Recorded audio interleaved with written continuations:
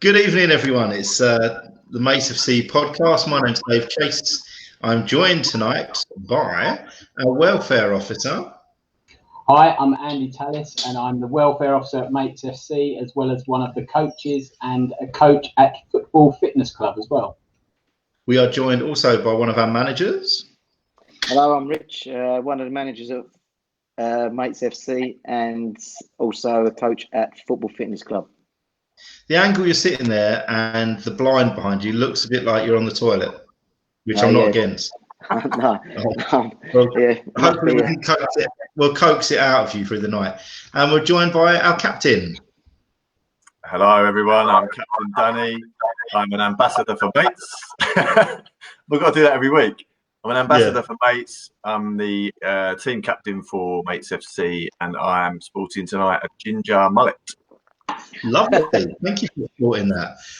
Right, so just a little bit of blurb. Mates FC is a football club a bit unusual, a bit different to every other football club. Yes, there's other mental health supporting football clubs, which is absolutely brilliant. No competition. It's we're all in this together. But we want no commitment. We just put our games up as events. You put your name down to say you want to come to it when you feel up to coming to play. If on that week, on that day, you don't feel up to it, don't come. It's no problem whatsoever. You're not letting anyone down. We are here ready to welcome you whenever the time is right for you. And that's it. We don't want to put any pressure on you to play. We don't want to put any pressure on you to make you feel you're letting anyone down. We just want you to know that when you're ready, we're there ready to play. So, Andrew, no, you're not called that. Andy, what are you? What going on tonight? Right. So tonight, on tonight's show, we've got the best cup final memories, be it playing or watch it. So, what is your best cup final memory? We'll have the Pierce goal review. So, any decent goals that you witnessed this week, and we'll explain how we're going to move the Pierce goal bit on each week as we start playing football again. And going that extra mile for the team, for a teammate. So how did you make a difference either on or off the pitch? So how you've helped a teammate. So let's get that coming in. And then end-to-end challenge, we'll do a current stand-in and where we are and the next target and checkpoints. And then we'll do a little close at the end. But what's really, really important is the more that you guys feed into this and give your input, the better the show is. So please keep your comments coming in. Hi, Matt Griffin, already said evening, Matt, from all of us. But yeah, please keep it coming in. It's been really, really good over the last few weeks where people have really been getting involved and putting messages up. So keep that coming in tonight. So yeah, I'll hand back to Dave. Lovely stuff. Right. So last week we had Luke Chadwick on. Luke's our patron, and thank you so much for everyone that put your messages in, put questions into him. And boys, how did you find that last week? What a lovely man. Brilliant. Really good. It's amazing. We were saying afterwards, like we have a little bit of a get together just to see how we think it went and everything. And we were saying what a true gent to come on and like just talk, and like people were asking him questions and he answered every question, and he opened himself up, which I thought was really, really brave and really, really good, like what he brought and some of his life experiences and how he'd struggled and how, talking about it really helped him. And I think that was excellent. And I mean, it's amazing when you think we were saying about, he played with the likes of Beckham and Roy Keane, and, he was in that Man United team that was like probably one of the greatest teams of my sort of lifetime. All of that class of 96, yeah.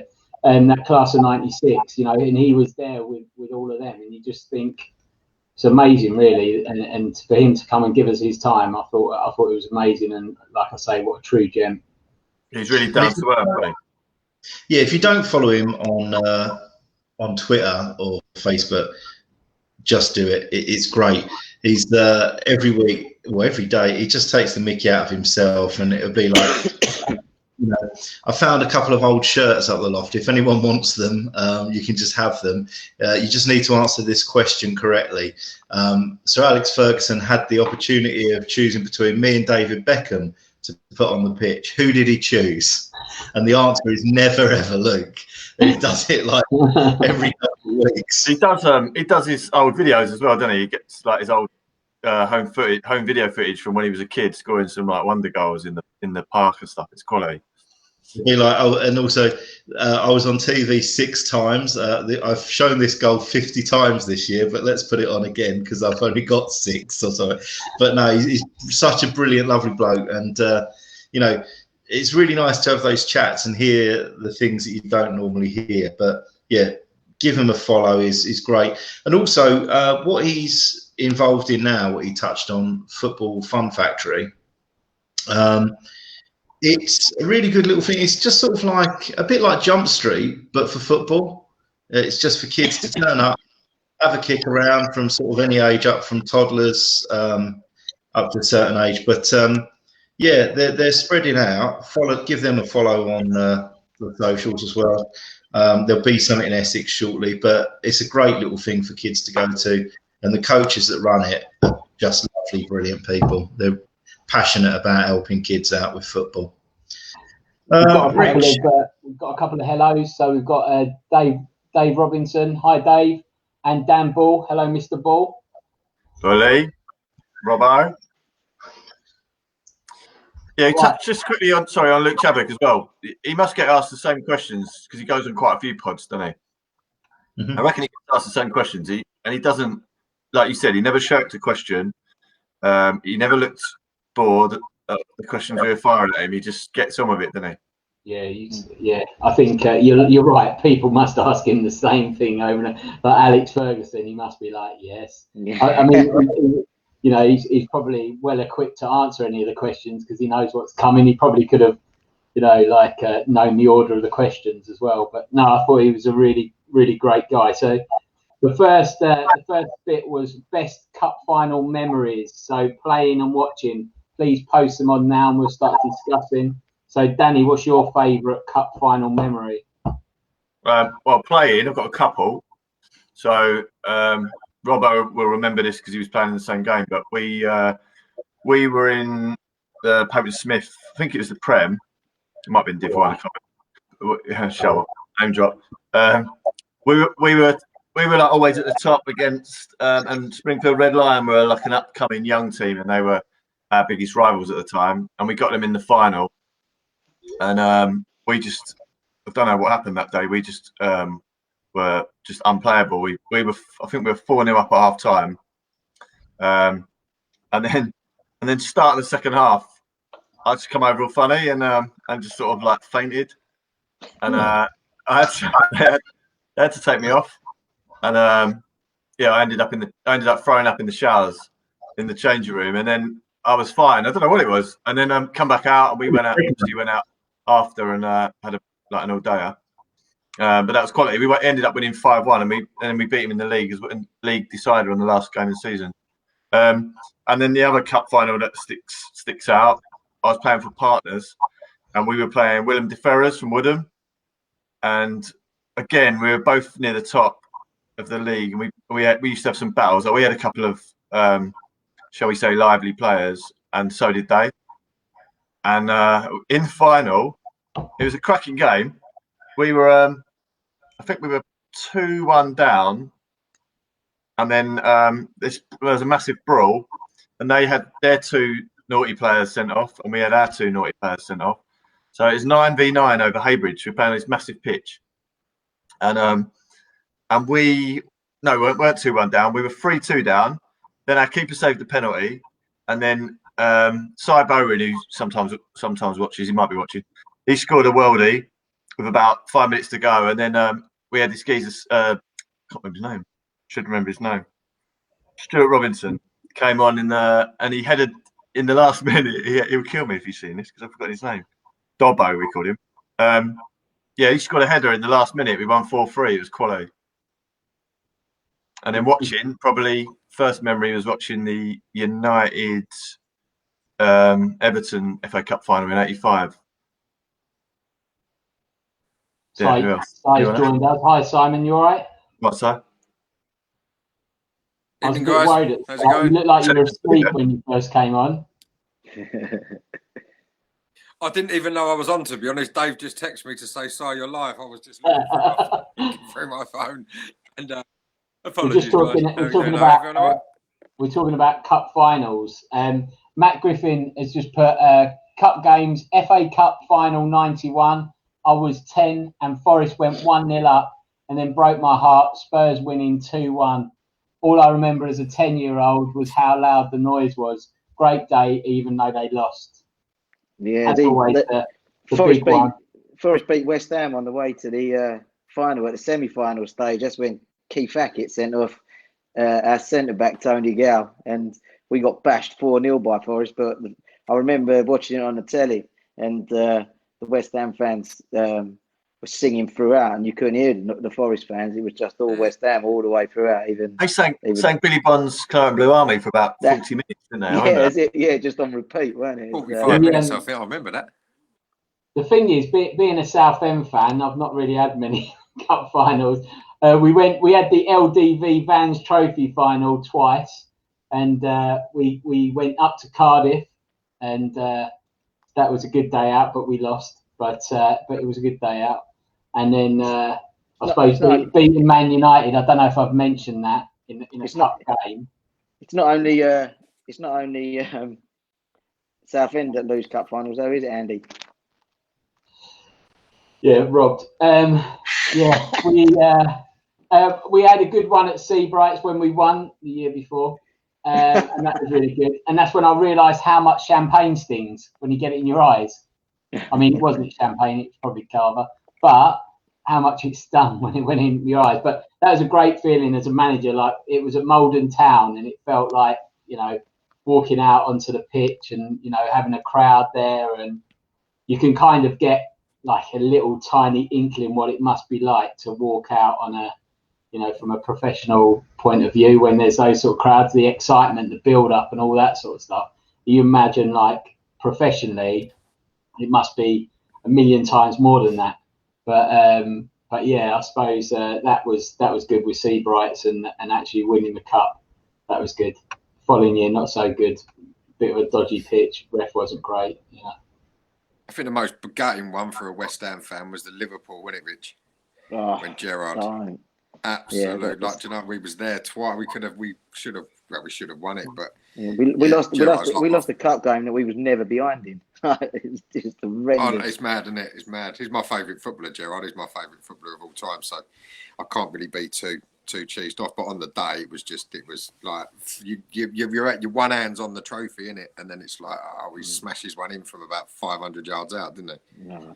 Matt Griffin said that he was also at that game, Si, against West Ham Forest, and he said it was a really good game. He thinks it was really good. Yeah, he would do. But I suppose when you support Southend, you get excited when it's things like LDV. That's our closest thing, I suppose, to getting into a real sort of cup final or the playoff final. Now that's when the one. Yeah, that's brilliant. I can't remember what year it was when Southend were in the playoffs, and it went they drew, and then they got a goal in extra time, and like everyone was looking at me. And then right at the end, we won it, and it was like in the last minute, and we won it, and it was like that was like winning a cup, I suppose. That cup final, Ed. That was probably about 5 years ago, isn't it? Yeah. I was watching it on delay, I had it on pause, and my next door but one neighbour supports Southend as well. And I paused it, and I went out to put the washing out. And as I was out there, I heard her screaming. And I knew then, I was like, oh no, I went back in, put it on, and yeah, they scored. Was it last minute of extra time? Yeah, last minute. Pigger. Yeah. And then the other one that's got to be mentioned is the Liverpool, with a comeback. I suppose that was Milan game. The one in the European, like that, when they were 3-0 down and you thought it was all over. And I was like, bored with this, went out for a cigarette, and then it was like, they've just scored. And I was like, what? They've just scored again. I was like, what? And it was unbelievable, wasn't it? We had one like that. We about don't know, it must be about 5 years ago now. We played in the County Cup final, didn't we, sir? And it was at Pitsea, and we played AFC Colchester. And we didn't know much about them, but we'd had like quite a hard run to the final. We'd pretty much been. I don't think we played a single home game, did we? We was all over the place, all over Essex, like Harlow, Whittam, all over the place. We played. We managed to get to the final, and we went to Pitsea, and we'd done everything right. We had all our tracksuits made up. We had like coaches put on. Everything was planned perfectly, all suited and booted, ties, the lot. And I think within 15 minutes we were 3-0 down. And it was just like I was Piers's assistant at the time, and like the man was like couldn't even talk to him. He was rowing with the dugout next to us, rowing with the fourth official. It was just horrendous. And we nicked one back just before half time to make it 3-1. Went in the changing room, and everyone was having a moan, a bit of a speech, this, that, the other. We came out and went 4-1 down. He was like, this is never going to happen. But we dug in and we managed to like get to full time at 4-4. Believe it or not, it was like unbelievable game. Colin Anderson was our saviour. He just pulled a hat trick out of absolutely nowhere. I think Ben Chandler got the other one, didn't he? So up in a corner or something. Yeah, I think so. Yeah, it was Ben. Yeah. Yeah, we went into extra time, and I probably could have won it in extra time. And then, it went to all the way to a penalty shootout, and we nicked it on a penalty shootout. But Piers wouldn't know that unless we actually told him, because he basically sat in the dugout, just would not even watch the penalties. So it was really, but yeah, it was just an amazing game. But yeah, it was a dry ground as well. They didn't serve any beer in the ground, so there was all the people we took with us on the coach. Thought they'd go and have a few beers and watch us. Ended up going down a shop at the road, and they had to like stand on the crates of beer to look over the wall because they weren't allowed in with them. Did you that was by the corner flag, wasn't it? I remember that. Yeah, right by the corner flag. You could see that our mates' heads there. Matthew, where he's come on, and he said, as a Chelmsford City fan, we played Averley in the Essex Senior Cup final, and we played at Roots Hall. What a stadium to play at. I was a teenager and was there with loads of mates, and we sang the whole way through. Also, you can't beat the United treble season when they won the Champions League final. Yeah, that's a great one. That's a shout. That's a shout. That's the only game that I've cheered United on, and I was jumping around going mental when they scored that. You know? Yeah, I was in Napa at that time, and there was so many Germans there celebrating before they'd even won it, and then all of a sudden, everybody that was English was sort of Man United fan after turning the Germans over so late on. Matt Smith put Orient losing to Rotherham. No surprise there. Orient losing. Shouldn't be happy, but it was a great game. So I think that's the thing as well, isn't it? It's the whole, sometimes you just have to admit like the team were better on the day kind of thing, but sometimes it's just the day out as well. You know, it just makes it even sweeter if you have the result, doesn't it? But sometimes it's that whole occasion of getting there and Just to bring West Ham back down to earth.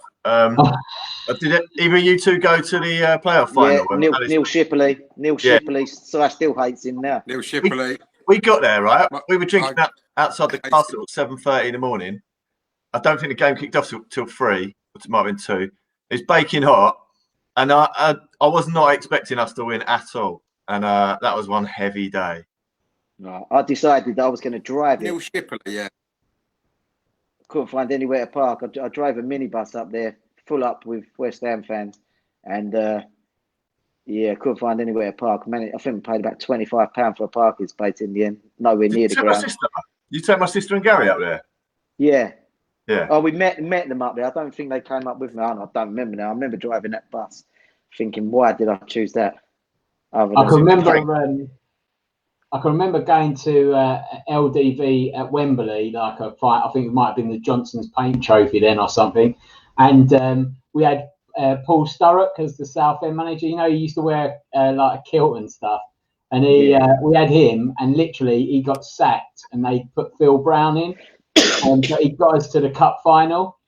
And he still came to the cup final, but was in the pub at Wembley, and he sat with all the fans, and he had his kilt on and everything, and I had a couple of beers with him, and that was quality like that. But he got us all the way to the cup final. I think it was the time when, do you remember, we were about 2 minutes, we were drawing, and we got about 2 minutes from the end, and he subbed off our goalkeeper and put the youth goalkeeper on, and the goalkeeper wouldn't come off the pitch, and he was going mad. And the actual youth keeper saved the penalty that got us to the final. But yeah, I think when Wembley was being done and that they had the cup finals at Cardiff and the playoff finals, it was so much better at Cardiff than it was Wembley, because definitely, like the stadium's in the middle of like the town centre sort of thing, and there's shops and bars all the way around. Yeah. And they basically just say, well, half for one side, half for the other, and you're in the street like having a few beers, and it's like a carnival sort of thing. It's unbelievable. Like they do it so well. And then when you go back to Wembley, there's nothing around there. It's so weird. I took a few of my go in there. There's not a pub in sight at Wembley, is there? No, Wembley when you go in there and spend 12 quid a pint and stuff like that. I took a few of my mates up, so we hired a minibus and a driver to take us up to Wembley. And we're going down Wembley Way, and you know how it starts queuing a bit, and we're going along, and the Colchester United manager was walking to the ground. So I opened the window, being a bit cocky, and I went, "Excuse me, mate, excuse me." And he looked at me, and I went, "I don't know if you know this, but you didn't make it to the final." Way like that. And he went, "Oh," and we drove off. And then obviously you hit the Wembley Way traffic, and I was like, "Oh no, here he comes." And he came walking up, and he tapped on the window, and he went, "Oh, enjoy the game, mate. I'm watching it from the hospitality. See you later." And I was like, he's got me there. Got me. Robbo's put on Ockenden used to own the County Cup back in the day. God knows how many times they won it. So Ockenden Motor Spurs, yeah, they were superb, mate. They had a fantastic side. A lot of them played Saturdays, I think, for like Grays and Tilbury and all that, and Thurrock and that, didn't they? Yeah. That was a nasty bunch as well, right? Full of lunatics as well. Right, keep them coming in. Keep this these comments coming in. They're really good ones. So about the cup finals. I can't remember. One of you boys said something about dressing up in suits and that. I thought Greeny had gone to sleep again then. So I wake up. Yeah, I'm here. We first cup final we played in. We were all like really young, and we were favourites. We got this team who were sort of finished second or third from bottom in the league, and we did that like you said, all dressed up in. We were like, we're going to wear suits, yeah, we're going to suit up. All wore suits. We met at Tesco in Wood Street and went in before that was a Costa. Went in for a fryer first thing in the morning. Got to the ground really early, doing like stupid amounts of warm ups and everything, and then we lost 1-0 in the game. We were awful, and then after that, we were like, not just the same team, but you just think there's no point. Sometimes you suit up. There's no point in changing your routine, is there? Not to bring it up against Rich. Yeah, you've done that. You went golf or something, didn't you? Yeah, we the year before we'd won the cup, and so we were like, oh yeah, we're pros now. Like we're season pros. We won it last season, and so we said let's because I think the first time we were in it, it was an evening game. It was like an afternoon game, but this was an evening game. So we said, oh, let's make a bit of a day of it. So we went and played 9 holes of golf, and then we went to the pub. On the day? Yeah, on the day. And then we went to the. I think we might have. Yeah, we might have even got up at. I think met about 10 o'clock and had a little kickabout, like a little warm up and everything. That boy's right. Then we went off and played golf, and then we went to the pub that sponsored us and had like lunch there. He set out a cup final lunch, and then we got to the ground and we were like, yeah, like this is so good. And then we were awful because I think half of them were knackered. As we played golf and everything. Yeah, it doesn't sound too much a clever idea when you think about it, Andy. Yeah. You got pissed? Yeah, I'm good, mate. How are you, Danny boy? All good, mate. What are you listening to on your cup walk? finals, Piers? What are you saying? Well, do you know what? I've been listening to them, cup finals. I've had a couple of good cup finals, but we haven't actually won. The first one, you were talking about Cardiff. The first one, Arsenal-Liverpool, when somehow Liverpool robbed us. Michael Owen, Thierry Henry, Henshaw's handball on the line. Fantastic weekend in Cardiff. Liverpool fans of quality up there all weekend. The other one was Barcelona in Paris. Again, just a great midweek, but yeah, apart from the result, yeah, they were good nights out. And again, another one. I don't know why this is all about losing. Semi-final, Villa Park, Arsenal, Man United in '99. That was a classic. One of the greatest football matches I've had the privilege to witness firsthand. And again, the twists and turns in that one. How Bergkamp's missed a penalty, and that treble never happens. How's the Arsenal doing tonight? 1-0 up, mate, half time. Odegaard has scored an absolute rocket. Watch it back. Piers, with all due respect, that's my job. You can put that one in your... Hold on. Have I heard you give any updates on the Arsenal tonight? No, because Tottenham are winning, and I just can't bring myself to say that. Fair play. You just said it.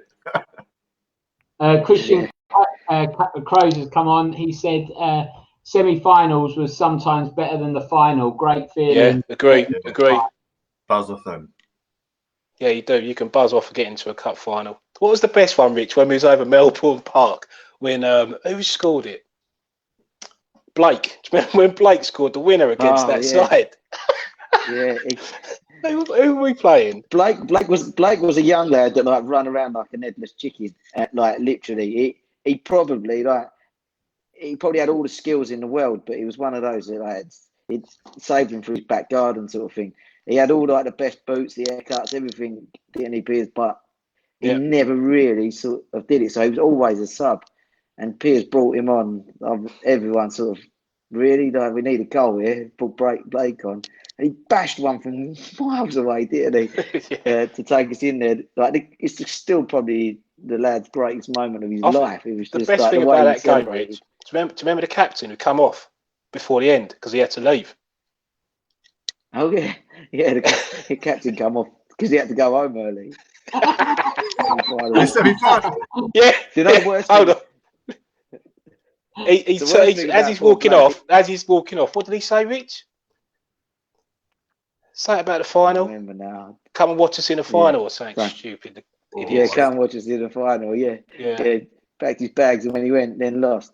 But the thing about Blake, the Piers is probably not going to share with you is that he got us to the cup final. When it comes to the cup final, Piers didn't bother putting him in the squad. Ruthless. Ruthless. It's one of them. Did we win the cup final, Rich? Yeah, we did, but so I don't have to say anything else, do I?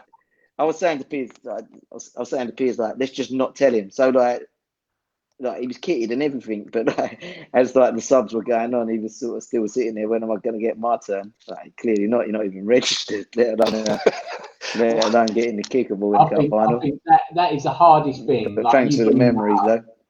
As a manager, I think that is the hardest thing when you get to a cup final because you can't play everyone. Yeah. And you've got to make that decision, and like it's a cup final, and like especially like non-lit, like like sort of Sunday football and that, the guys don't get that chance that often to be in a cup final, and you're the one who's got to, but crush their dreams. You've got to make the tough decisions, haven't you, Piers? That's the thing, And sometimes I think in a team game, I think the good squads, and again, as hard as it is on a day to take it, you win together, you lose together, don't you? Yeah. So I hate them games where you play. Well, it must be harder for as a manager as well. But I can think of 2 or 3 finals that your team just don't perform. We had one at Waltham. We had a few of the like Will Bowen played.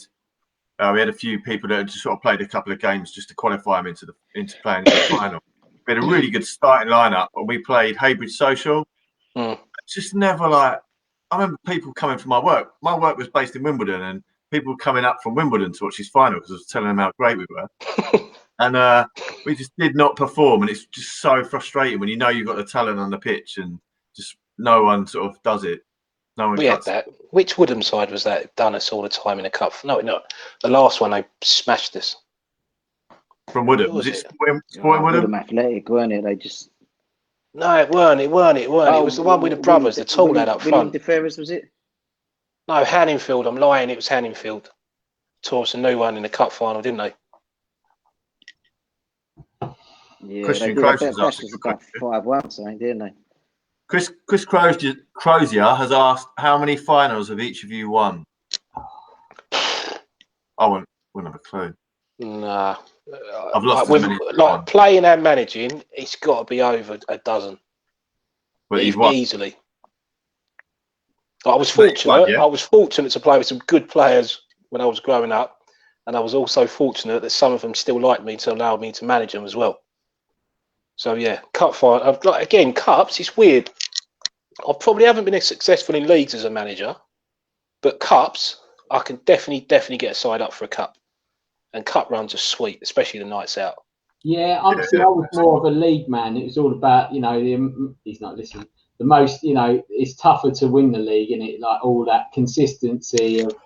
Listen, don't get me wrong, and I agree. But I've won a listening. couple of titles, but at the end of the day, are you talking to Rich? Is that what it's all about? You don't really want to talk to me, do you? He's distracted. He It's didn't. about the day out, though. The final's about the day out, the occasion. Yeah, mum and dad, come and watch us. Get the kids out. Yeah. Well, when you said you won 12, what's the ratio like? Won and lost? Can you think? I know you can't really remember exactly, but I reckon I've lost about 5. I lost the County Cup under 16s. I think Robbo might have played in that, and possibly Christian. That was a very, very bitter pill to take. One at Hanningfield with Channel Wanderers that I managed. I'll tell you one we lost with Gallywood. I think we was in Division 1 and we were playing Purley when Purley were the bollocks in the Premier. We'd won the League Cup final, we'd won the Division 1, and we lost, I think, 2-1 in the Cup final. We would have been the first team in Division 1 to have won the, the Coward Cup at the time. Yeah. Oh, wow. That'd have been we should have won it as well. We really should have won it. We had a really good side that year.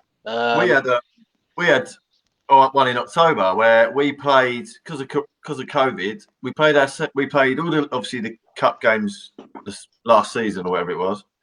Apart from we got to semi, but they couldn't play the semi.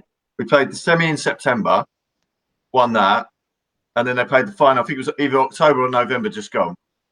But where there was a massive gap in between playing the round games and then playing the final. Brentford, who we had in the final, at the time we played them, we were in League 2. They were top of League 1 because they'd gone up at the end of that season. Okay. And we're then top of League 1. So they were like a whole league above us. And we lost 5-1, but it weren't a 5-1 game. We were holding our own. Gutting that was. We've got a few more comments coming. So Simon Bailey, hi Simon. I played for Ingatstone Rovers in the cup final and scored to help them win 3-2. But still to this day, the best bit was having my name in the game programme. That used to be good, didn't it, when you used to read the game programme? We did one year. We could write comments about each other. That was good. Yeah, they're quality. And then Ben has put on Pierce and Rich were the greatest managers to play for. He never played for me. And he misses those days. Yes, Ben. Mate, I miss them as well. Good times. Robbo's put, we must have been in a few with Gallywood Pierce, and Christian goes with you. Got a memory like a sieve, so he hasn't got a clue. We had a good run in cups at Gallywood. And then Christian's come back and said, we lost 3-1 to a team from Southend. That was the County Cup. Yeah, it was a killer. That you just mentioned, gutted on that one.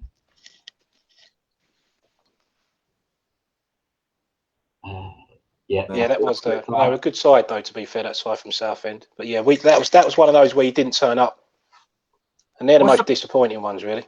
What's the best ground you've played or managed at with a cup final? I haven't been that fortunate with grounds, to be fair. Like Rich said, when we got to the County Cup final that time, it was bloody over in Pitsea. Haybridge is a lot of the finals. Where else did we play? That's about it, to be fair. I never got to Southend or Colchester. No, me neither. I It's think always the biggest pitch I've ever played on is the Colchester Stadium. The new Do you ever have any or anyone watching or listening play at Chelmsford City before it got changed into a gym? Yeah, I did. Did you? Yeah, I played. I was at Marconi, and then they turned into Chelmsford City Colts, and then that was the season I think that it changed where the ground changed. So one of the last games they allowed the first or the reserves to play like a mixture of the youngsters. I don't know how I ended up in it, if I'm honest. I ended up on the bench for like Chelmsford City Youth. I reckon your old man slipped him a few quid, Rich. He never watched me play football. He was too embarrassed, Piers, about my performances and my behaviour sometimes. But yeah, and I think it was Bod played, and I think he got injured, and then I had to come on at like left back for Bod, and yeah, so we got a game there. I just remember that place. The smell of the toilets was horrendous, weren't it? Chelmsford City's ground. It was a shit. Listen, it was a shithole. But listen, I'm still fuming at Virgin Active. Fuming at them. Like absolutely, like seething. When it was four sides, when they used to have the barn, that was a hell of a proper. Monday nights down at New York were probably the best nights of my life. Like with a little bit of powdery chicken soup. Like when you get to the bottom, you've just got this lump. Oh yeah. Oh mate, and then like you're walking around at half time to change ends. Mate, I think it was Ben Hyder put something on Facebook the other day, and everyone was commenting, and all the memories were flooding back. That Enfield, do you remember the Enfield game when I know we've come off cup finals now, when we beat Enfield in a replay, and Mark Kane scored from the halfway line in about 8. To be honest, I think I do remember that game actually. Was it absolutely banged out, wasn't it? Yeah, heaving. Yeah. You saying about those little stadiums? I can remember the first ever like kind of professional game that I ever went to, and I'd said to my dad, "Oh, will you take me to watch like a proper football game?" And he was like, "Yeah." And he said to my mum, and we'd gone up to my nan's in Nuneaton, which is just outside Coventry, and it's where my dad was born and like where I was born and that. And he said to my mum, "Oh, I'm going to take him to see Nuneaton Borough," and they were in sort of like what's probably now like a National League kind of thing.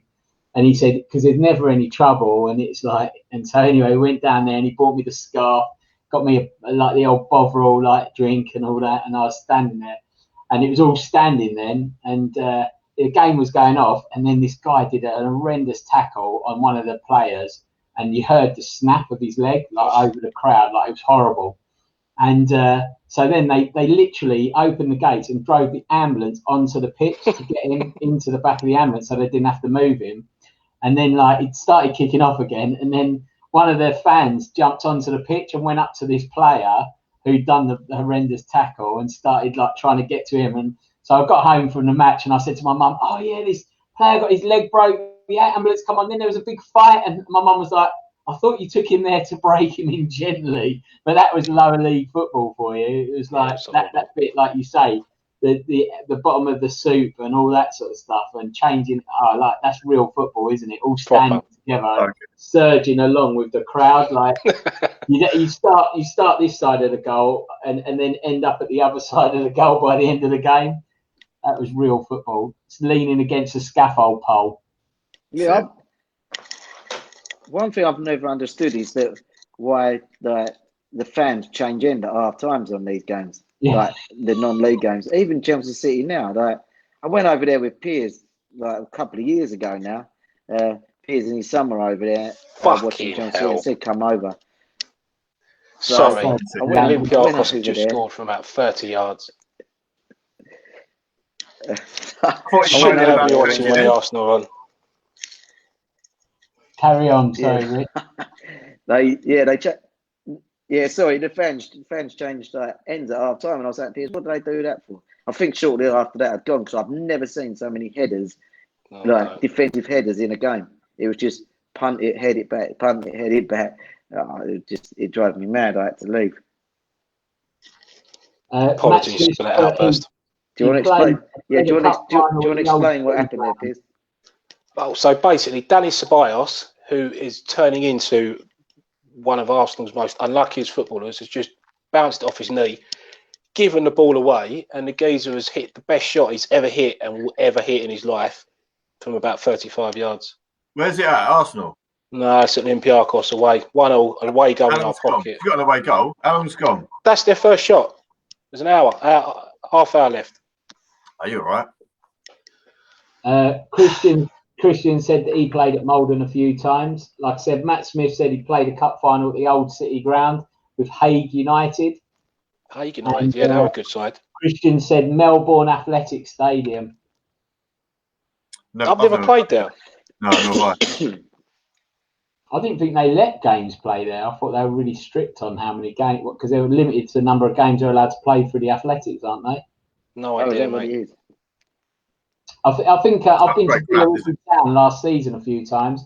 That's a good day out. Actually, I lied. That's the best ground I've played at. Oh, well, the five-a-side tournament? I was at Billericay Town under-18s, Danny boy. Oh, did you say Billericay Town? I thought you said West Ham. No, West, yeah. No, I played FA Youth Cup against Cambridge United over there. Unfortunately, we lost to a set piece because they were all giants. But yeah, that's the best non-league ground I've played on. Billericay. Yeah. It's a good little ground. I played at the. Go on, Rich. I played at the old Upton Park with your brother-in-law, Dan. Actually, it was a Rob Sidney, one of my friends who's runs the wine cellar and Rose and Crown in Writtle. I think it was Carlin or Colesberg had like a day out and hired the pitch and invited Rob to put a team in. So he sort of called everyone that he could that supported West Ham, and we went up there for the day and played a rep team from Colesberg or Carlin or one of the beer giants, and so I managed to get to play there before. It was unfortunately sold and demolished and turned into flats. But that was good, wasn't it? But, it's amazing. It's amazing how big like the pitch actually is, and obviously I'm not the biggest anyway, but like stand in the middle of it and you just sort of see the space that you actually have, and I think that probably shows when you watch like live football, like Premier League or Championship level, they seem to have a lot of time on the ball, and I think it is the pitches are so big, like compared to like the ones you get over like Melbourne Park or something like that. Right. Sorry, I was going to say about Pearce and Billericay. I remember playing a couple of cup finals there. I think we beat Dan Ball's team, Baddo, 4-0. If he's still watching, just to remind him, I've forgotten. That was where Greeny played in that as well. Greeny got the arse because he was sub. He was like, so me and Greeny would play. We're playing for Wolverhampton with all the superstars, and it was me, Greeny, and Rich Bastion were like the three non-superstars. But we were really fit, so we'd get a game every week. And they made Sire sub, and he was like, in fairness, he was fuming before the game. But someone got injured after 4 minutes, so he come on, and then we got a penalty, and Sire took the penalty, and we ended up beating them 4-0. But that week game we played over Billericay, a few months ago, it just looks so different now. It's sort of like massively Astro pitch, and they've got all the seats in and roofs in each side, and that it looks so different. They've done well over there. Ground over there. Really nice little ground. To that, didn't they? Like a lot of money. His money, didn't he? Yeah. They had some big players down there as well, didn't they? Paul Konchesky, I think they quit now, didn't they? Paul Konchesky was playing, and then he was assistant to Jamie O'Hara, but then Jamie O'Hara's. They've gone now, haven't they? Jermaine Pennant, he was there as well, wasn't he? Jermaine Pennant. Who's that? Who's that? Jermaine Pennant was there as well, weren't he? Oh, Pennant was there. Richardson, Kieran Richardson. That Jamie, whatever, who does all the skills. That guy. He does all the YouTube. It sounds like some sort of like I'm a celebrity, get me out of here football club, wasn't it? Because it was what's his name? I can't remember his name. But the geezer that owned it was loaded. Tamplin, wasn't it? Glenn Tamplin. He was finding with the money and paying them all, and then he left, threw his toys out the pram and left, and then I think a lot of them just dispersed from there. Yeah, you're never going to get a team out of that, are you? No. I mean, he did really well with them. He took them up a couple of leads, didn't he? That Glenn Tampling, because I think he managed them as well, didn't he? I think he gets involved, didn't he? Listen. Football's always and will be about who spends the most money. Yeah, let's not lie to ourselves about it and be romantic. Wasn't he one that he was? Weren't he the chairman there? And after a couple of bad results, he sacked it. He was the manager. He sacked himself. Yeah. And then put himself in temporary charge while he looked for a new manager. When he couldn't find a new manager, he rehired himself. Yeah, weirdo. He was at Romford. He's just left Romford now as well. Has he given up on that project now? He's left Romford. Yeah, they're saying he's left Romford. Yeah, they're saying the statement came out this week that he's moved abroad to get away from it or something. So I don't know. Christian's put you'd be surprised you can hire out a few grounds at the end of the season for a couple of grand. Yeah, money talks. This was just saying that. Right, keep your comments coming in. We're going to talk about goals now. So Pierce's goal section. If you don't know, Pierce scored a superb goal. What was it, 2 minutes and 18 in to the video? Yeah, I think you could probably repost it if you want, Andy, but no, don't spare him. I will open up. It's about a player who gets an assist, but for a great goal. Did anyone watch City last night? Oh, Pierce, I thought you were talking about your assist. No. Did anyone watch Man City play last night? They were playing Southampton. Honestly, no. Phil Foden is a next level footballer. Right, I think the fourth goal that Kevin De Bruyne scored, I think Kyle Walker's come down the right-hand side, absolutely spanked across into the D. Phil Foden's taken one touch and just laid it off to De Bruyne. De Bruyne was nuts. I don't even know who the defender was, but he nuts the geezer and then just pops in the bottom corner. Quality goal. We'll have a look at it. Come back to me. Anyone else advances on that? Oh, here we go. Dave just posted Pierce's goal is 2 minutes. Lionel Messi last night. You see that? On there. Si will be well pleased. I think Si watches that secretly. You know that. Say that again, Andy. Dave's put your goal on 2 minutes 18, and he's posted it again. I said Si watches that every day and like has a little tear to himself. Jason Donovan, especially for you, Simon. But yeah, I didn't really see many. I mean, there was no good goals at Southend. It was 0-0 against Oldham, which at the minute is a good result for Southend. So you got Harry Kewell sacked, didn't you? What's that? Harry Kewell got sacked after that game. Yeah. Rich was just saying about Messi's goal. I haven't seen it. He's a long way out, wasn't he? Wasn't he a long way out? Oh yeah, he just picked the ball up. He literally just he took about like 3 steps and then just like unleashed a ball that is just unstoppable. Like you think like that man has been doing that for so many years, and he's still doing it now. What's he, 34 years old, and still doesn't look like he's Champions League quarterfinals with no Messi, no Ronaldo. Do the stats on that. Did anyone see the Porto Juventus game? I turned it on with 80 minutes gone, right, and it was just. So I only caught 10 minutes plus extra time. It was one of the best games I've seen. It was incredible. I saw the result, and I was there. Ronaldo got nutmegged. Porto had 10 minutes. Pierce's face was about to go then. See, the bottom lip was going. But Arsenal, right, have absolutely taught Olympiacos a lesson, and somehow we're on the verge of going 2-1 down. This is so Arsenal. Anyway. Yeah, I was just saying, Porto were a man down, and basically like under the cosh for the time I saw it. They got a free kick, and this geezer hit it really low. He nutmegged Ronaldo in the wall, snuck in the bottom corner. And then it was like frantic. That was with about 3 minutes of injury time, 3 minutes of extra time to go. And then Juventus threw everything at Porto, scored, get another one. And what's his name? Pepe was unbelievable. He was just winning everything. He's a dirty boy, that Pepe, though, isn't he? Was he doing his dirty tricks again? No, he was class. On it. Is he on it? Absolutely class, yeah. Right. Any other goals?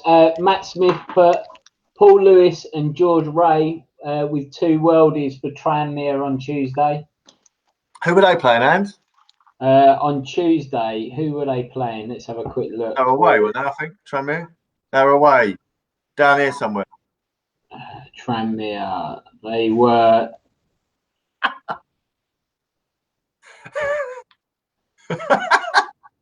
I thought you were in a wind-up. I was trying to ignore. I was trying to get away from the fact. I know what every time that I see Matt Smith post something, I know what it's going to be about. I was trying to start it out, Dan, but you lost it for me. I was going. No, sorry, I can't see who they're playing. It was lucky they weren't worldies. They weren't. Well, they must have been to get past us. Very good, Matthew. Very good. Any more great goals from the weekend that anyone wants to bring on here? Just trying to think. I'm just trying to think who I watched at the weekend. Harry Kane scored a good goal against Palace. Oh, great goal. So is that Gareth Bale? Yeah, Bale 2, Kane 2, wasn't it? There's some good goal.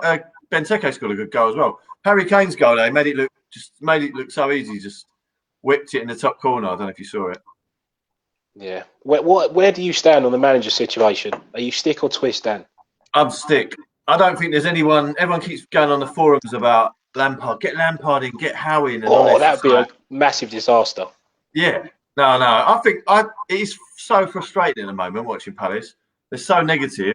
But in fairness to Hodgson, we've got so many injuries. I think just stick with it. I mean, like as of 2013, we'd never spent a second season in the Prem. Yeah, and now we've been there ever since. And everyone's moaning, going, "Get rid of him." Like you said, get rid of him. Get Lampard in. Doesn't mean just because he's a big name, don't mean we're going to suddenly become top 7, top 8. Crystal Palace, isn't it? You've got a hell of a lot of players who've leave it like at the end of their contracts come summer. Yeah, I was going to say, I think there's 9 that are out of contract in the summer. Yeah, but there's some of them. Palace is that eagle that they fly at the start. Guides. Oh. Yeah, I don't know why you got to go there, Andy. I mean, leave it. It's so horrible. So harsh. It's not worth going now. Come on, mate. Cheat guy, brother. Harry Kane has scored against Zagreb. Brilliant. Was it a worldie? Was it a good goal? Probably not. He's average, I reckon. I can't believe it about the Eagle. That's really upset me. Yeah, sincere. Sorry. Oh dear. You just get me back for the Tranmere laugh, won't you? What's that? Just get me back for the Tranmere laugh. Oh yeah, you're out of order. No idea. He just saw. Christian said he just saw that they scored, but he has no idea if it was a good goal or not. Dave's got up in the loft. What's that? Up in the loft. It's like Christmas vacation. Someone shut the loft hatch. He's stuck up there. I didn't know whether he was like practicing for the end of challenge tournament or something. No, you watch. You'll swipe me out in a minute and come back in and Well, he's stuck in the loft, polishing his vase. I'm sorry. Si's asleep. Si was on a bit of a delay. Right, just moving on from the goals then. What we're going to start doing is once we start getting playing again, Pierce's goal review will all be around the goals that we've seen from the weekend, especially from the mates games. So we'll start getting those on. And then the next bit that we wanted to cover tonight, like we said at the start, was just going that extra mile for a teammate. So how did you make a difference to someone either on or off the pitch? So Pierce, you want to start that one? Say that again. So going the extra mile for a teammate, how did you make the difference either on or off the pitch? I don't know, Andy. I suppose like as a manager, you know that, I think it's slightly different when you're a manager. You probably have to do something for all the team in a different way, don't you, to try and get the best out of them? Yeah, I think there's a different pressure. I think when you manage a team as well, you really feel responsible for the players, and you sort of notice things maybe that people aren't having a great time, and you probably notice that more than sometimes the teammates will. You'll notice. I mean, half selfish, but again, I'm always one to say, look, do you fancy a game? But some people will say no because they can't get there. Yeah, do you know what I mean? If you say to them, I'll give you a lift, they're there. But sometimes people are a little bit shy in coming forward to say, yeah, pick me up and I'll be there. But yeah, the countless miles that I've done to run around Chelmsford picking people up, to then go back the other side of Chelmsford to actually play a game of football. Yeah. Mental. Yeah, I've done that one. I think the other thing as well is just like when you are the manager, you feel responsible. Like I've ended up being sort of responsible for boys on a stag do because you feel like responsible. And like if anything happened, people turn to you and say, "Oh well, he's the football manager." Like speak to him, and I'm like, "I'm on a night out. Like, what are you talking about?" Like you sort of get that bit of responsibility for people, don't you? And like if people are having hard times and you notice it, you sort of you're there to sort of help people and support people, I suppose, as well from a manager point of view. Sometimes, like I say, from a teammate point of view, I think it's maybe a little bit different, but I think that's a sign of a great team, isn't it? Like that support and just keeping everyone going. If somebody's having a bad game, rather than getting on their back, sort of try and get them to have a good game. Yeah, listen, the best teams are the ones that do that. Do you know what I mean? They're teams that are compassionate for each other, and you like you say, you'll go the extra mile. You'll run through that brick wall, you'll make that tackle, or you'll make the header, or do you know what I mean? You'll score that goal, and it's the most successful sides are the sides that actually look after each other. I think that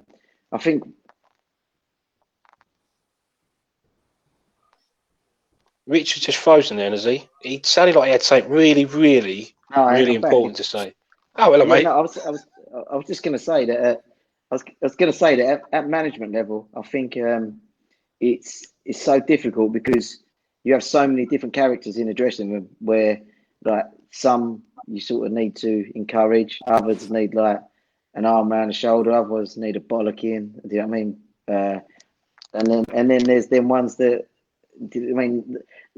like react to like being a clown in the dressing room. Do you know what I mean? And they need that banter and stuff like that. So I think as a manager, it's difficult because you need a bit of everything in your locker to sort of keep an happy side, and like keep a successful side. So I think it's a juggling thing because it is. It's weird. Again, I know I'm moving off the subject, but when you find that sweet spot with a squad, like you just want to capture it, don't you?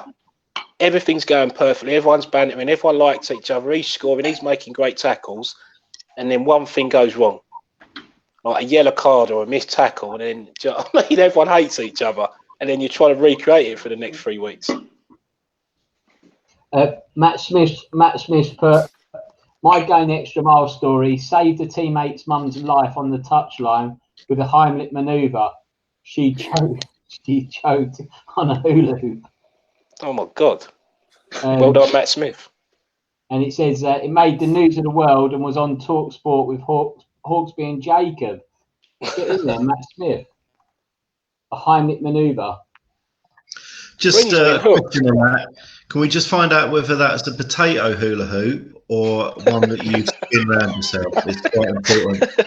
It changes a lot of things. I was holding it together until I read hula hoop, and it made me chuckle. And then I thought it's probably not the time to chuckle. It's probably quite a distressing point in time for that lady. But it's amazing because it's got a big hole in it. You think one of my friends? She said she was she texted to say she was giving birth. She was in hospital and pregnant, and so that it wasn't a shock. But she said she'd dilated to the size of a hula hoop, and I was in a pub, and I was like, "What does she mean?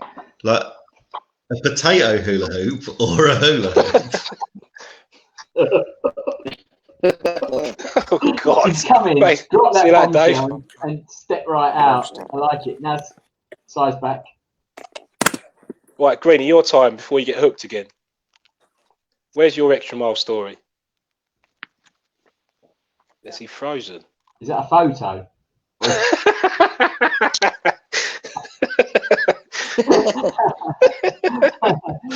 Come on, guys, keep them coming in. There's got to be some more bits of when you supported a teammate, or like I say, I think being a manager, you always sort of were trying to notice when people were struggling and trying to sort of help people, in those points of time and trying to get everyone behind them and making. And one of the things, I've come back not to talk about hula hoops this time, but as everyone knows, we are part of Calm's football collective, and Calm are the UK's biggest charity for prevention and awareness of suicide. Now, the whole thing that we're here for, mental health and recognising issues with people, we've all had some form of mental health awareness training, and we're not there to be psychiatrists or counsellors or anything like that. We're just there to recognise when someone is struggling and to be able to just, point you in the direction of what you need and just be there to support. So when it comes to supporting your team and your teammates, that's what we're all about. That's what we're here for. And, that's the biggest thing that we can do, isn't it, really, on this subject of supporting each other. And what has blossomed since we've only had 10 matches, but in those 10 matches, seeing how our team and whoever comes to play for us are supporting each other has just been brilliant, isn't it? Yeah, 100%. I think like we said a number of times on this podcast, I think you need to get over to Malsham School, AstroTurf on a Saturday or whenever we get together to actually understand the spirit, the connectivity, togetherness that you can experience at a Mates FC game. Yeah, and just something a little bit topical before I go and start talking about hula hoops again. But obviously, this week in the news, we've had this Megan thing. We've had the Piers, not you. We've had the Piers Morgan listen. thing. Don't say his name. He's a scum. No, yeah. So all I would say is, it doesn't matter if someone lies about feeling suicidal. It doesn't matter about anything like that, because we're not. Nobody is there to, how can you put it? We're there to, how can you put it? Let's word this carefully. If someone says something for attention, we're not going to take that risk. We will always be there to encourage people to talk. We will always be there for people to. We understand how hard it is to even acknowledge yourself that you might need support from someone or from other people. There is never, ever, ever on my watch or any of my managers' watches, there will never be a time where we don't take somebody seriously for anything they ever say to us.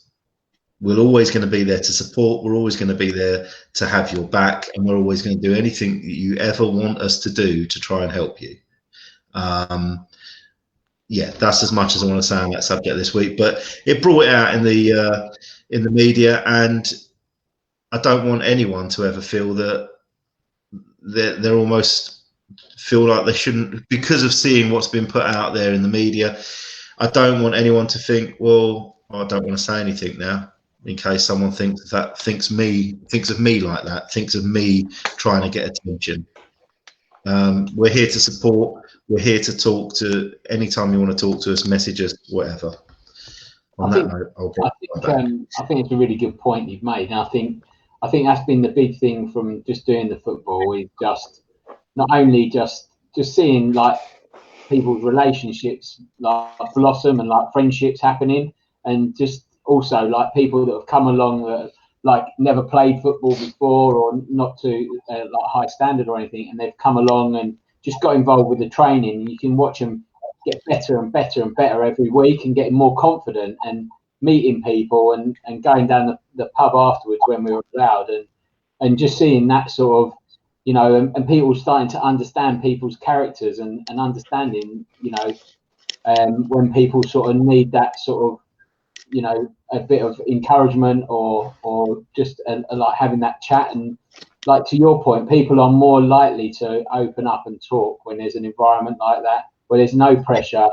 You're not necessarily part of your friendship group in that way, like close friendship group, but you're somebody who's there as a friend, as a support. And I think that's been the biggest thing from it, is watching those sort of relationships build and watching people improve and get more confident and start enjoying football and opening up a bit. I think that's the best thing. And I would just put it out there as well.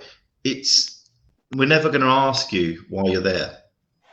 You come to us, you come and play for us, and when or if you want to talk, it's on your terms when it's right for you. We're just there to create a supportive environment where you know that we understand and we're there whenever you need us. That's it. We're not going to, why are you here? What's wrong with you? There's never going to be any of that. That's it. I'm going to bring someone else in. Richard, have you got any updates for us? No, I thought you was doing it because you're useless. You was going to do it better than me. The way every week. It's 3-1 to Arsenal. Thanks, Simon. No, 3-0. Sorry, 3-0. What's 3-0? El just. Arsenal. Roma are beating 3-0. Shakhtar 3-0. 3-1. Tottenham are 2-0 up. And Granada are 2-0 up. And obviously the results from earlier. Does everyone know what the results from earlier were? Manchester United 1-1 against AC. Last minute equaliser for Milan. Against Slava Prague. And Dynamo Kiev and Villarreal 1-2-0. What was the West Ham score on Monday night? I don't know if it goes that low. What are you going to do when you get into the Champions League and like pulling out some? Mate. Dear. Can you imagine that West Ham in the Champions League? I think. Good luck to them. I like to see the little clubs do well. Wow! Fire! Shots have been fired. Piers, you know me that even like this season when we've been playing well, I've still been waiting for that 40 points just to know that we're safe. And it's weird if we get in the group stages of the Champions. Yeah, I was gonna say if we get in the group stages of the Champions League, like it would be. I'd sort of be looking over my shoulder to try and get the 40 points in the group stages. I'd be well disappointed, wouldn't I? It's a few quid for you, though, isn't it? We won't meet Champions League. We'll end up about 7 or 8. Yeah, I'm with Si on that. Jonathan Knight's posted on, and this is a good one from that extra mile bit. He put the team he helps coach had to go the extra mile to support the team through an awful time 3 years ago.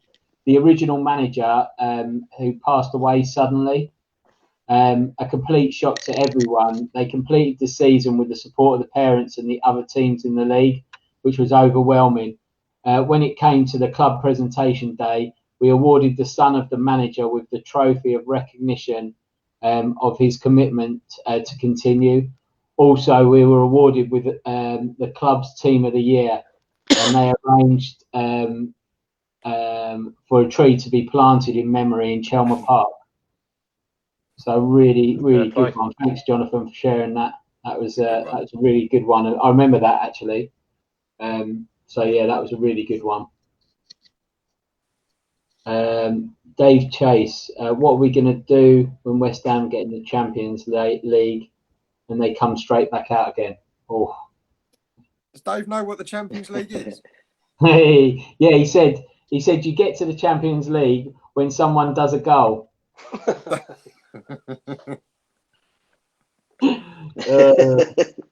To be fair, it's lucky I don't play it with tennis balls because, like I've told you about Dave's skills with a tennis ball. How you getting on with the walk? How's that going? You got a walk update? Yeah, we've got the update. We'll probably have to bring David back into. I won't tell you what he put as his next comment on the chat. Sub me out. And get your walk update. But we'll get a walk update from David. To be fair, if you want an update today, I have actually done 4 miles. No, you've been doing some mad walks recently, like more than a mile in a week. That's why. But yeah, so we've had a bit of a mix-up. So we started doing like a walking challenge at the beginning of lockdown because we wanted to keep that community spirit between all of the people that played for us, and also keep the fitness ticking over. And we plan to get from Land's End to John O'Groats and possibly get back. And with 5 weeks left until the end, when we end it, we're going to have a real tournament. We've got that in 5 weeks. The return to football in 3 weeks, so don't panic. But we've got it in 5 weeks. We're pretty much going to hit back. Where are we? Back to Land's End this weekend, probably. But no, it's been mad. Really, really tight up the top. We've got me and Rich and Andy in a team. Rich is on a hamster wheel most days, just gnawing carrots and. Who's in the lead, Dave? Who's in the lead? What team's in the lead? So number 1 is Grotenders still. How are they doing? Are they doing really well? Yeah, they've done 4 million miles compared to everyone else. Are we far behind them? So and then we've dropped down. We've been second every week. We've dropped down to third. And Danny Warner's team has just overtaken us. So last week there was 12 miles between us. So we need Danny's team scrambled legs. We need to smash his kneecaps in. Behind us, we've then got Steps. They're doing all right. And the ones that have been last, Pumpkin the Ball, they've actually caught up quite well. They're still a couple of 100 miles behind, but they're getting there. And I've given them a bit of a bonus with some goals as they passed 1,000 miles. So things are evening up a bit. But when it comes down to the actual tournament, I think it's all going to be quite bizarre because the team that's winning by 4 million miles, they've got a number of people that I don't think play football. We've got a number of people in our team that don't play football, like me and Andy. Wow. Yourself. Yeah. So it should be quite. Steps, they're actually a very good team football-wise, so they're probably going to really do well in the tournament. So that's Sean that plays for us, Sean Cogan, Ben, Lewis, Chris, and someone else. Dan Warner's team are very good. That's Simon Bailey, Dan Warner, a few others there. So actually the team that are winning at the moment, when it comes to the actual football game, probably going to twist it around a bit. I might play. I'm not sure yet. Yeah, Dave, you've got to play. Yeah, I reckon you're going to. I might be brilliant. Remember. The thing is, I'll be in goal, so they're not going to let any in. So we might as well. I might go in goal because I can fill it up. We've got hi, Chris Walsh. Chris Walsh has tuned in. So hello, mate. Thumbs up. Hi, Chris. Mr. Warner, how are you finding so you've come in second this week now in the end-to-end challenge. How's your team finding it? Yeah, right, we're doing well. I'm still injured, so I'm not. It's a bit frustrating, so I'm not doing the miles I would hope to do. But when you've got Tom, Kyan, and Matty and Graham and Si in your team, you don't need to really worry because I think every week, maybe bar one, I think maybe every week I've come in last on the mileage. They are just like smashing it, and it's quality. Like yeah, Tom was outside the house yesterday on his bike. Yeah, you said he was outside your house. But, yeah, it's quality. Like we message every now and then, someone will throw on a message. I've just done this. I've just done 20 miles. Just done 30 miles on the bike and that. It's quality. I'm really looking forward to the five-a-side. I think it'll be even more special if you play. Even like if it's just a 2-minute cameo, you've got to put at least one pair of those boots on and strut around. Imagine you've got like a really shit touch, but quite a lethal strike. I don't even know what that means. I'll send you some chat. By Bailey's scrambled legs will have Andy diving in the wrong direction. Doesn't matter. I've got legs. We can. So don't worry about that. I was doing that up Sandon every Monday night. Andy got a bad back from picking the ball out of the net. Out of order. I'll just wear my football boots on my feet and my hands and crawl around the goal on all fours. Is there any rules about being the amount of boots you can wear, and can I go on all fours? All fours? No one's really ever tried that. I think there was a Cameroon goal celebration that's a bit similar to that, but you can just come on for the celebrations. All right. Well, what about crab football? That's the last game. What about it? I don't think your arms are that strong. I remember at school being at Mildmay, just in the hall. I think it was like a wet playtime or something, and we all just used to spend all our time scuttling around on our backs playing crab football. What is wet playtime? You know when it's wet playtime? It rained at playtime. All right. I thought it was something a little bit more sinister. I was 10. You know when you had to stay in and do drawing instead? Yeah, no, I just used to scuttle around school like a crab. I don't remember that. I used to say Marseille, not Busham. Yeah, other people have played crab football, surely. I've played crab football, but I've never had wet playtime, and I've never scuttled around school like a crab, unless I'm playing crab football. Oh no, I used to just do it. Just used to scuttle around. What's this? Is there someone scored? Chris Crozier. Is it no, crab football, he's saying. Oh, is that crab? Is that a crab emoji? A crab. Oh, it looks like a woman with a red face. I've always been built for comfort, not speed. So crab football was never my upper body strength for crab football. Didn't really work out that well.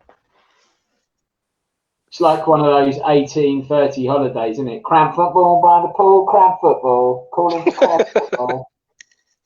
Never ever went on one of them. Were they good? What's that? 18 to 30 holiday. I've never been on one. Oh, I used to be a holiday rep, and one of the things that I got, you said my specialist subject. One of the things that I had a really nice time as a holiday rep because I just worked for a nice family company, and all my mates would be going out working for 20s and 1830s all night, and I just looked after old ladies. And one day I got this phone call to come to this hotel, and I was like, "Oh no!" They said, and with the confusion in the language and that, it was like someone's been assaulted, and I was like, "Oh no!" Paperwork, what's it going to be like? And it was actually some old ladies that got insulted, not assaulted. And I went there, and there's this really stern old lady, and she's like, "I'm furious, and you've got to take this further." And I was like, "Okay, what happened?" Well, the young people unleashed a torrent of abuse on us. I can't remember the words. Unleashed a torrent of abuse on us, and I was like, okay. And the other one went, "Oh, we'll laugh about it when we get home." And the stern one was like, "No, we will not." And she went, "They called us granny fannies." And I was just like, oh my God. And what had happened, they'd been put in this hotel and a group of lads had come along, and they was all in the pool clapping and chanting Granny Fanny at these old ladies. And I was like, "Would you like me to move you to another hotel?" And like, "Yes, we would." And I moved, and I was like, oh my God. But yeah, I love being a holiday rep. 1830s. We never played crab football, only at Mildmay. It was maybe that's why I stopped doing them. I won a medal last year, like when I went on. Well, not last year, year before, because of COVID. I won a medal for water polo and for darts. I'm built for darts. I fit the shirt nicely. So, crab football. What context is that used these days? Where is it? What's going on? For playing football like a crab. Yeah, but why? I think it's for strength. Isn't it for strength? Or is it either for strength in your arms, or it's just to bring in people that aren't that great at football to be able to participate? This is why I wasn't allowed in a team, and I just scuttled around like a crab at school. Just keep you involved, Dave. Did you have were you quite quick at scuttling around from all the practice? What do you think? No. You said you did it around school. The scuttle rolled around. So no, what I meant is seriousness. Like, well, not that serious, but why is crab football? What is it? Why is it around? What happens? Is it still going on? I think there's a point. It's not really around anymore. I'm going to Google it. Okay, maybe we can bring it back. Scouts. Like when I was at Scouts, you used to do it because they banned British Bulldog. Yeah. This was around the same time as Jimmy Savile. Like, move on. Oh, on that note, let's move on. Come on. Right. Okay. Keep your comment coming in. We've got have we got any new comments coming? No, I think we've covered all of these off. Any more cup final? We can go back onto that. If you've got any cup final ones. Cup final. What is the greatest FA Cup final you've seen? Crab football or football matches abroad. You know when you have those football matches abroad. I played in Portugal once, and I was playing quite regular at the time. But the heat, like, it's something different when you play football in that sort of heat, that crisp. And it was about, I think it was about 12 o'clock midday, so like hottest time. And like literally, you're playing and you try to play like you'd normally play, and I was just completely exhausted, and that was just walking to the pitch. We went to me and my mates went to Malaysia on I don't know, you probably remember it. We were on I probably remember it. We were on Friends Like These. Do you remember that on BBC One? I think I recall that, Dan. Yeah, and we were on a holiday to Malaysia, and I don't even know how it happened, but we had a PR guy who had to come out with us from the BBC to make sure we behaved ourselves, and he was just pulling all the strings out there, like getting us free beer and this and that. And he got us. We went to a place called Kota Kinabalu in Borneo, and it was just becoming. It was going from a town to a city, so they're having loads of celebrations. And he managed to get us a game. There were 6 of us. He managed to get us a 6-a-side game against the a load of Malaysian postmen. And he sorted out this kit and everything. We played this, and there were all these people watching on the side, and it was just like 6 of us playing against 6 randoms from Malaysia. It was a cracky little game. How'd you get on?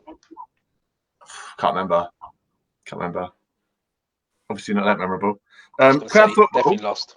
Crowd football was invented as an informal sport played by 2 teams, commonly in physical education classes.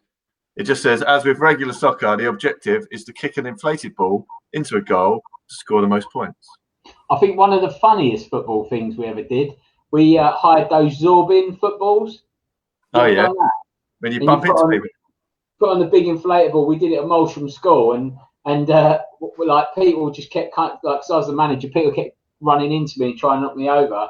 And I sent one of the lads through the fire exit, but it was really good fun. If you ever get the chance to do it, it is very, very good fun. Simon Bailey's put, I played football in New Zealand on my honeymoon with 21 Maori fellas. Safe to say, I was like, where's Wally?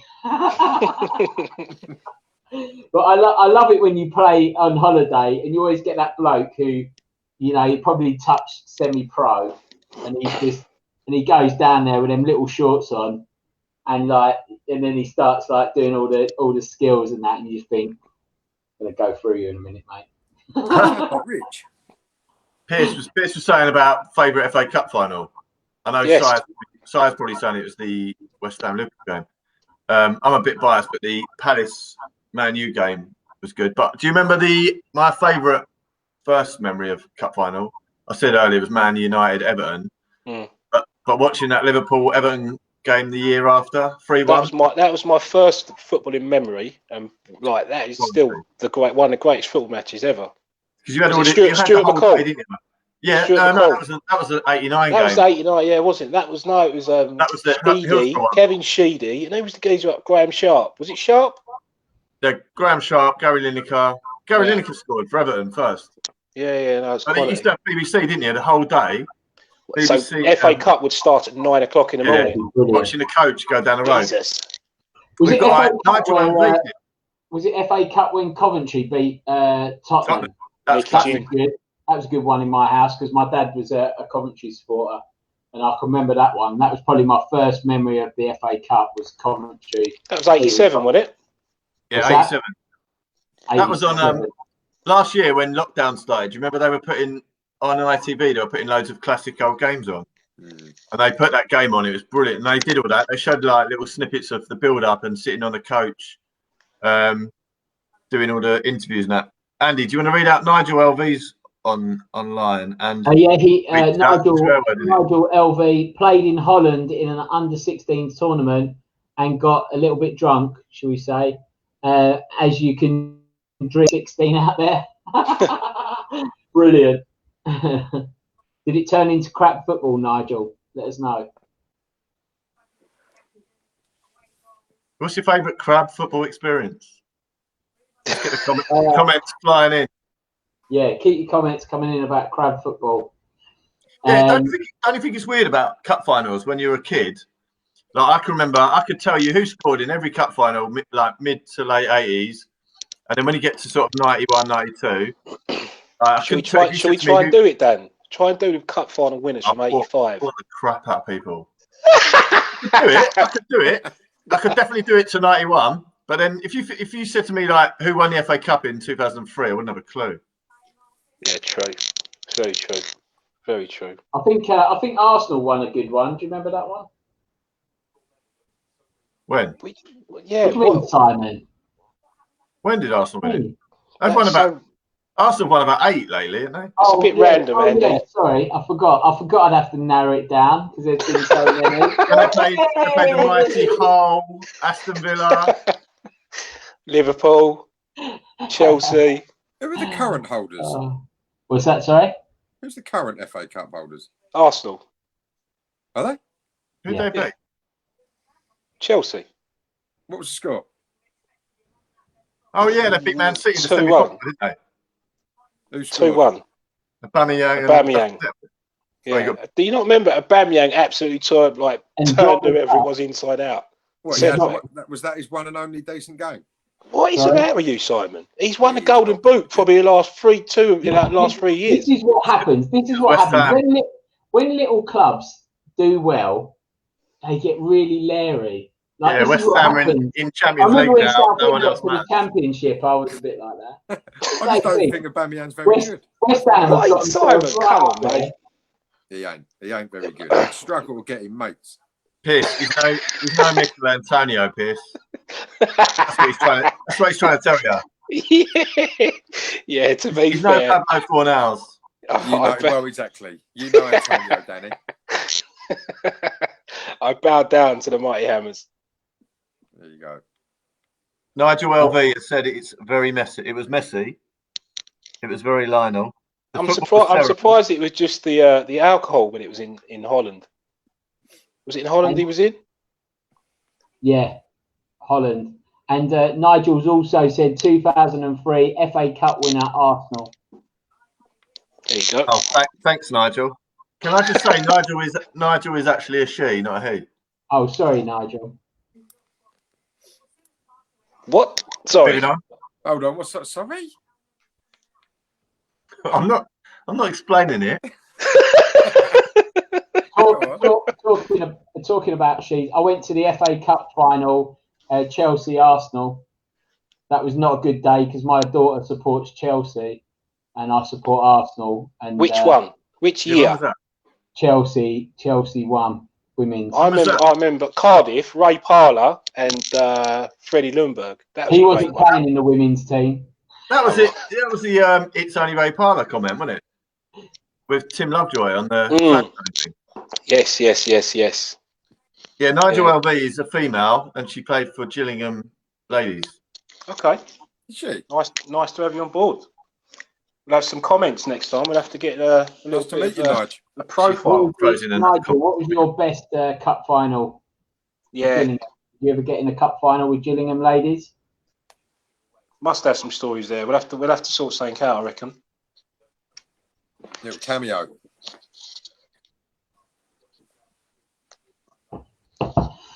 Right, keep any more? Yes, hi, yes, I'm a woman. I did play for Gillingham Ladies when I was younger. There you go.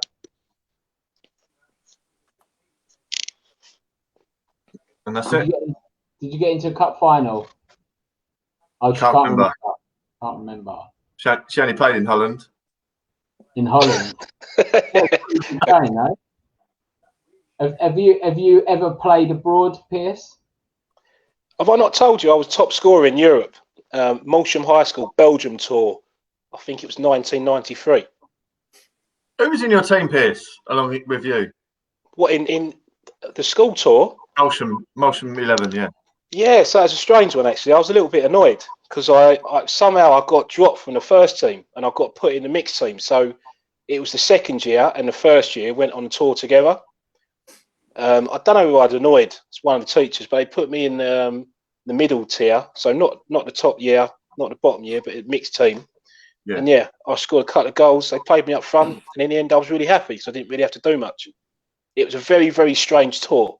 Like Nigel, we got smashed because you could buy beer at a chip shop, which we found out to our surprise. Yeah, there was all sorts of antics. 13-year-old kids. How long were you out there for? We were out there for 4 days. I think we played football Friday and football the Sunday. But yeah, really good, really good tour. Really good tour. We never did that. We had Ian Brayley, Matty G, Craig Stansfield. Do you know Craig Stansfield? Craig, I remember the name. Yeah. I remember Craig. Actually, yeah, he was good. He was very good. Good centre back. Yeah, we had some really good good players, and then there was me playing left back because I don't think there was any left backs. What are you laughing at? We've had a comment coming from Nigel LV. Got a lot of trophies, but they were plastic, so they got binned. I don't keep them like Warner. Oh, light. Listen, I'm liking this new listener. Watch out. She's not a new listener, but I keep every trophy. Like, you know, when we played cup finals and we lost to Hawkwell. I don't know if you were still playing then. We lost to Hawkwell, and everyone. Like, I was playing with a load of ex-pros, ex-semi-pros. We come off. Half of them don't even grab a runners-up medal out of the box, and then the other half grab it, and then as you're walking in the change room, just slam it in the bin. And I'm like, I take mine. I'm on the way home going, oh yeah. So I don't care if it's runners-up; it's a medal. I keep all mine, even from like under 12.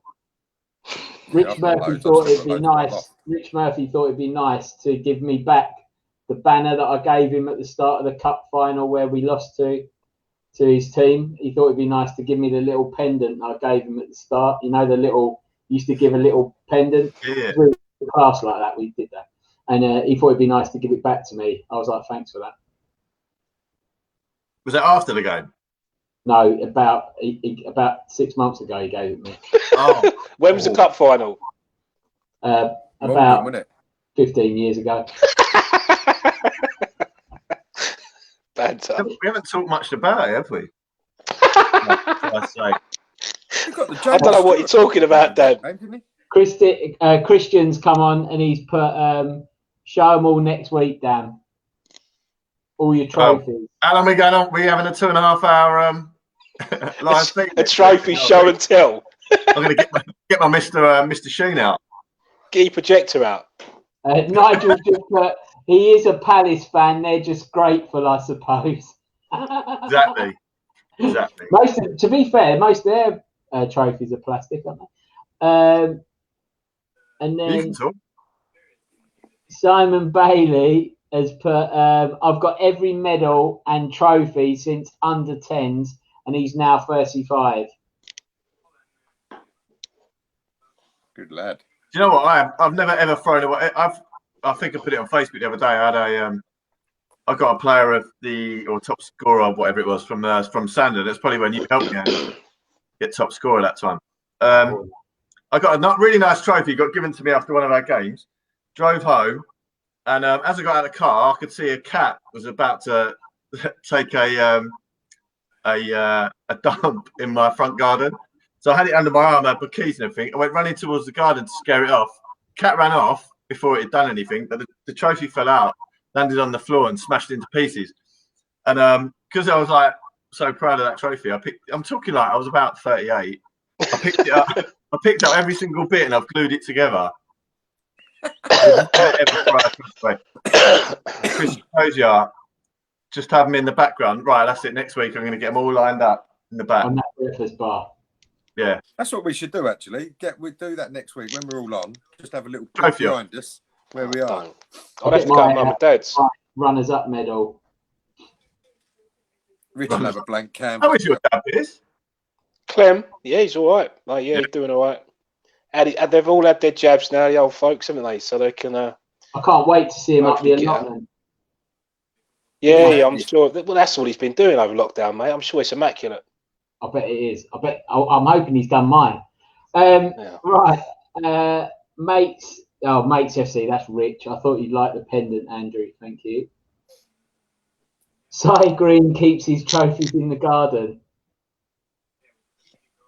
Who said that? Mates Rich. FC. Are they like garden gnomes? That's what I was thinking. I've got too many. Like garden ornaments. I've got too many. Too many. You'll see next week. Oh dear, I like I could it. go and get. I think I've got one next to my bed actually, and I think it's 1992 to 93. 1990. I think I've got my medals from. I reckon from Gemma should come on Turkey, rather than you, Si. from the water polo. I think I've got them and the darts. Yeah, I could hear her. Is that Mrs. Green? Yeah. Does she want to make an appearance? Well, you're brave. You're brave, Andy. Not in what she's wearing, mate. Oi, oi. Is it not that kind of show? Someone's in trouble after this. Yeah, Might you. get a few more viewers. Ratings have gone up. So Simon, how many trophies do you reckon you've got? God, I don't know. Have you kept all yours from when you were like To under be honest, I six? think I have. I think I have. I've probably, I don't know, maybe 30, 25, 30. 30, is that it?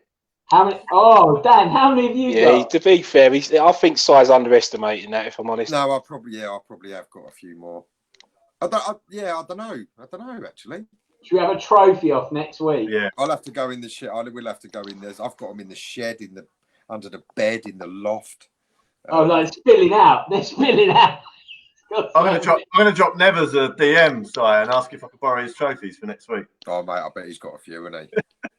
Maybe what we should do is, I think Simon Bailey's just put a good comment on. What's the best trophy we own? So I reckon next week you've got to bring on your best trophy to show off.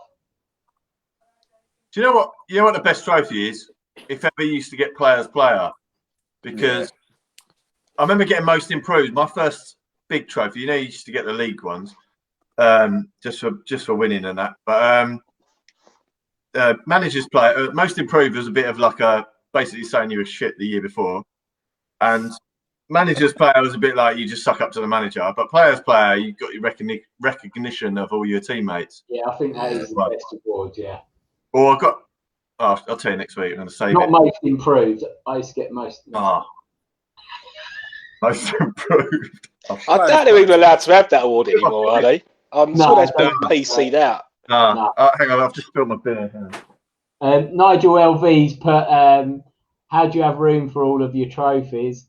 And I bet the missus has thrown them out and you don't know. You'll go to find them and they'll be gone. That's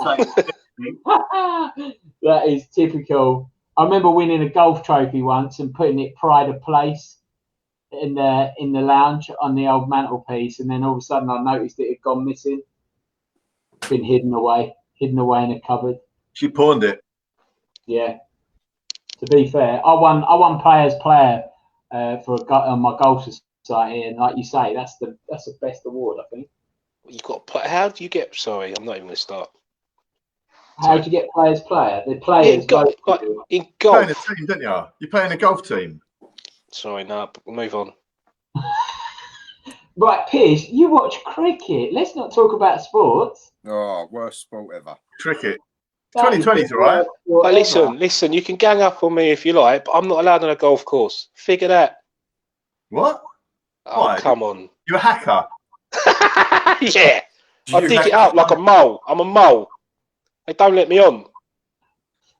We got any more comments? Simon Bailey, I won a Butlins holiday playing darts, and the trophy was thrown out by his missus.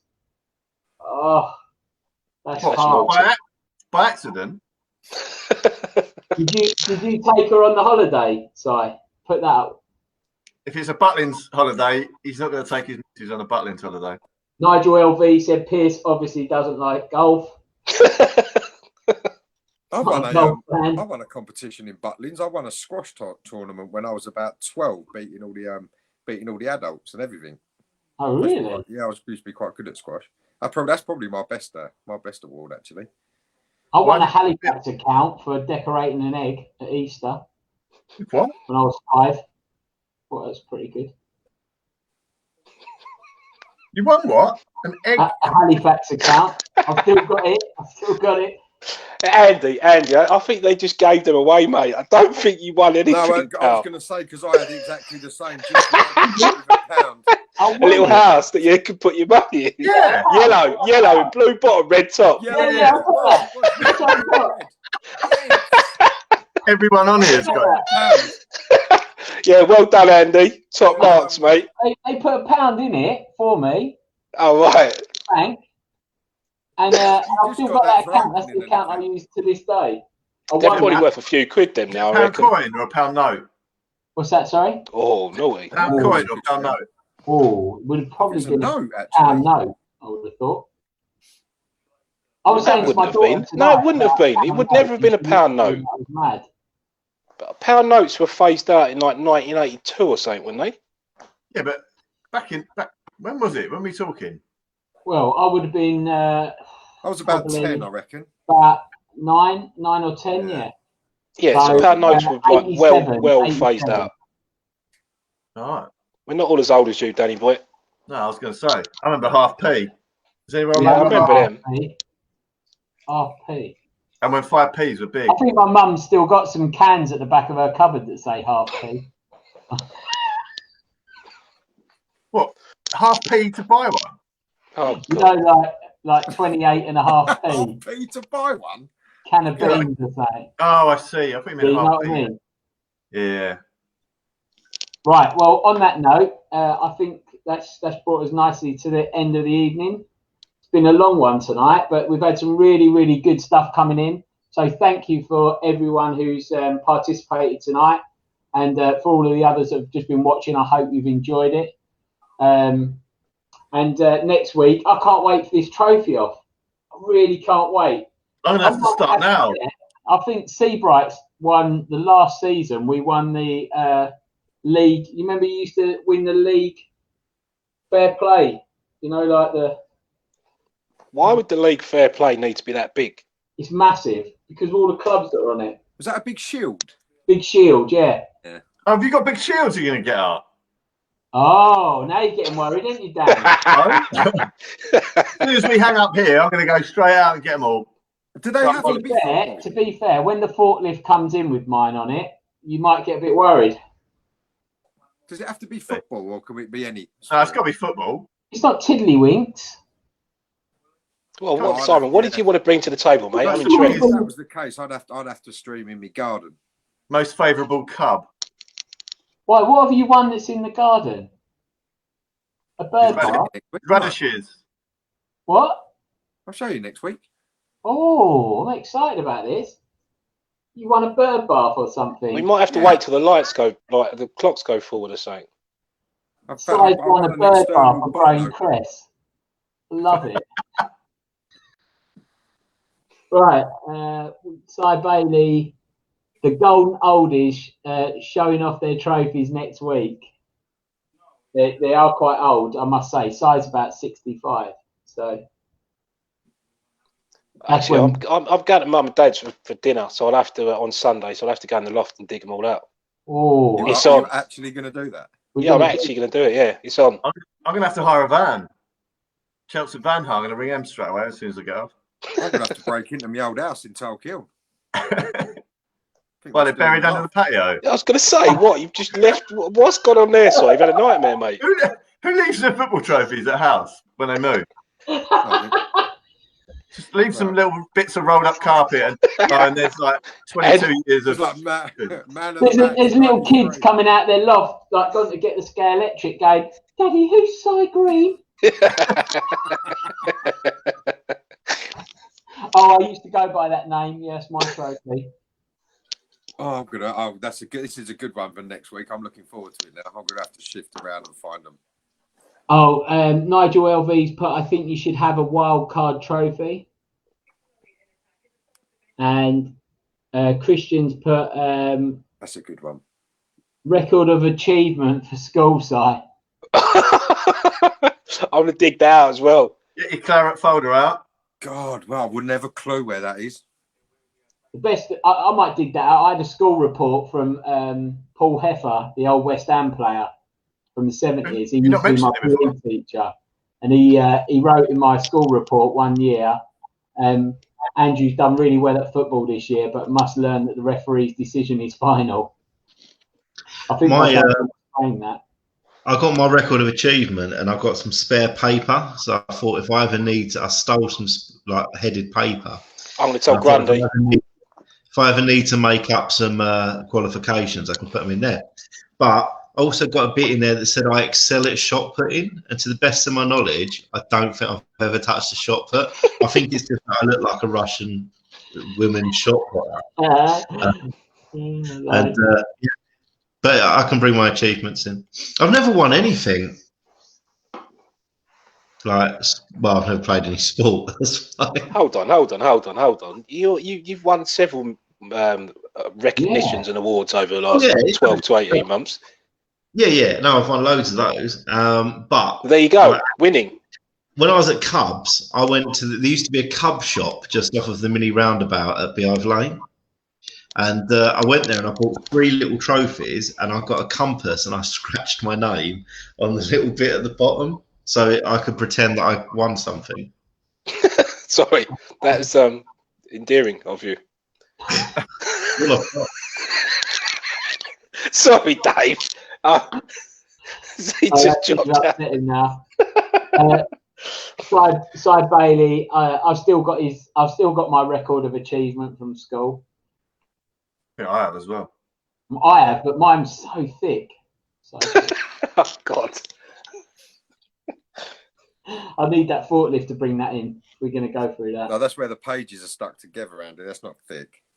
Okay, that's another story. A couple of bags in there. Okay. Well, thank you. Like I said, thank you everyone for tuning in tonight. Sorry for some of the colourful language. We do apologise, but people get lost in the moment. Yeah, thank you for all your comments. Please tune in next week, ready to see these massive trophies. I'm quite excited about this. I'm just like, I haven't got anything to bring to the party other than my ones that I won in Turkey last year for the crab football. So we'll see them next week. And thanks a lot, and see you all soon. Take care. Bye bye. See you guys. See you later, guys. Bye. Take care. Am I still live? Still live? Yeah, definitely still live. Next week. Bye, everyone.